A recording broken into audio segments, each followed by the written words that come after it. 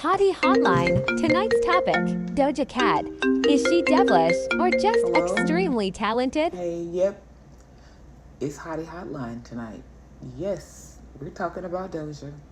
Make sure that you tune in, okay? All right, girl, thanks for checking in. Talk to you later.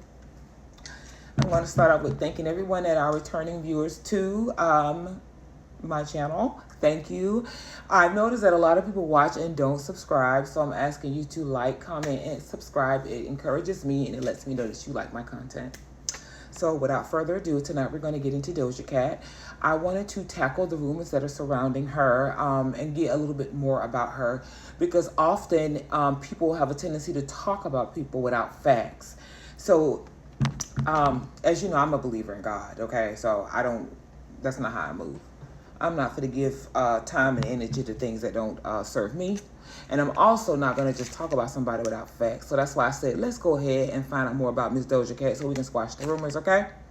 So without further ado, let's get started. I felt like I was stuck in one spot and everyone else was progressing. Those are the words that Doja said that she felt about herself when she was in 11th grade in high school, right before she started her career.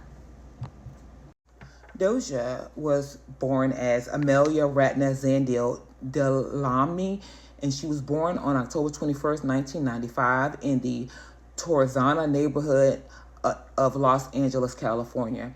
Doja's mother's name is Deborah Sawyer, and she is of Jewish descent, and she is an American graphic designer. Doja's father is Dumisani Dlamini, and he is South African. He's a South African performer, and he is of Zulu descent.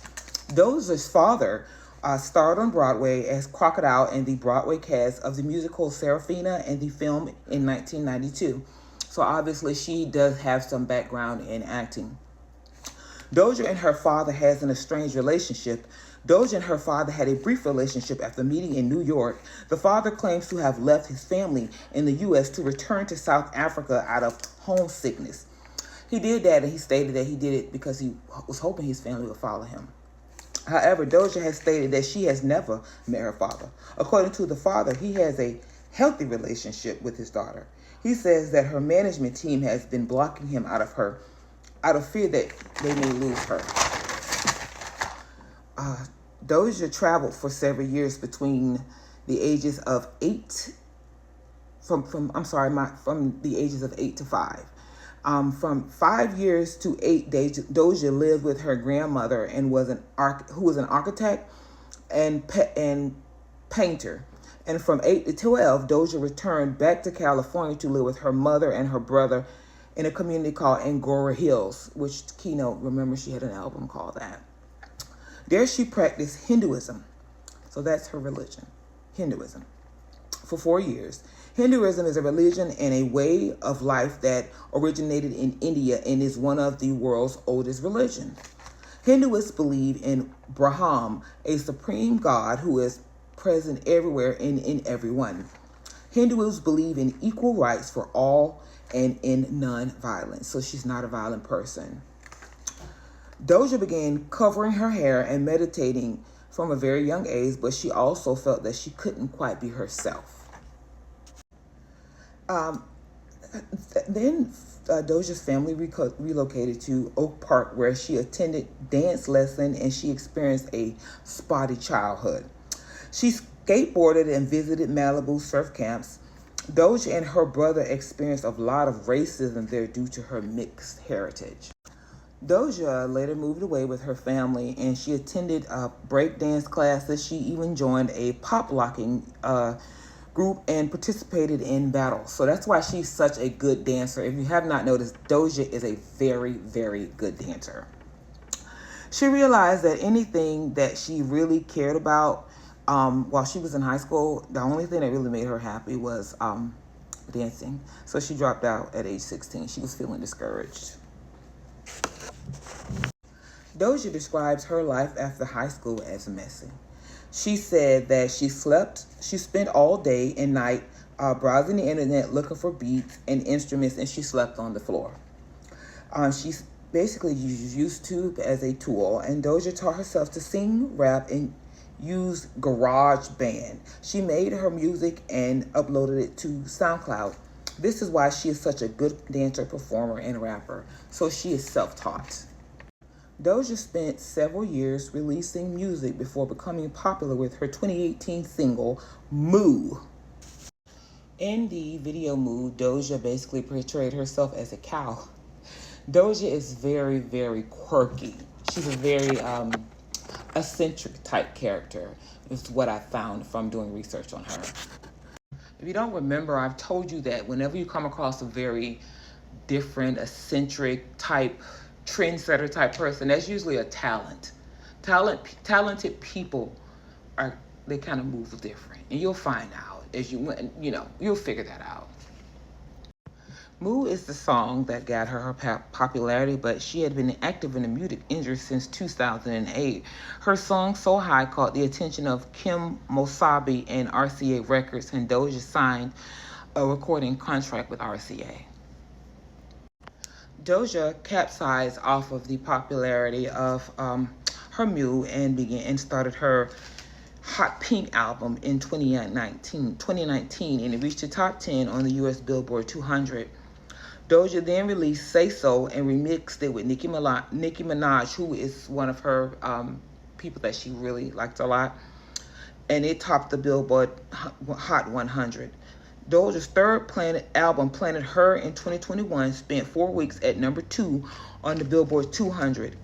And in 2023, Doja released Paint the Town Red and Scarlet, which is what we're going to close out with, discussing the rumors surrounding that album. Doja has cited her influences as Nicki Minaj, which is her biggest influence. Doja's Planet Her album in 2021, she paid tribute to Nicki by borrowing her delivery and some of her lyrics from the song Massive Attack. Doja is also highly influenced by Rihanna, Beyonce, D'Angelo, Missy Elliott, Christina Aguilera, Pharrell Williams, and Lil' Kim, Janet Jackson, and Prince. Doja's mother exposed her to the Fugees, Erykah Badu, Earth, Wind & Fire, Black Eyed Peas, Seal, Tupac, Aaliyah, DMX, India.Arie, and TLC. So just take all that in, okay, before you go and just say, oh, she's this. Just all of the people that I have named are eccentric artists. They are artists who always come out with a different style. You know Nicki has her own way. That's what got Nicki where she is today. Doja's stage name came from one of her cats, as well as her favorite strand of cannabis. Doja said she was heavily addicted to cannabis and she thought it would be a cute girl name, hence the name Doja. However, today, she doesn't really favor that name anymore because she's referred to herself at the time as a pothead hippie, and she is no longer that anymore. Doja's brand of music is described as hip-hop, pop, and R&B, and Doja has stated she would like to be remembered for her versatility in not only music, but in visual arts. She is a good dancer, a very good dancer. Doja no longer smokes cannabis and cigarettes due to an illuminating acid trip that she had when she was younger. It scared her. We're going to go on now to discuss her sexuality. Doja's 2021 Naked album refers to her bisexuality, stating she likes peaches and bananas. 2019, Bottom B refers to a lesbian relationship.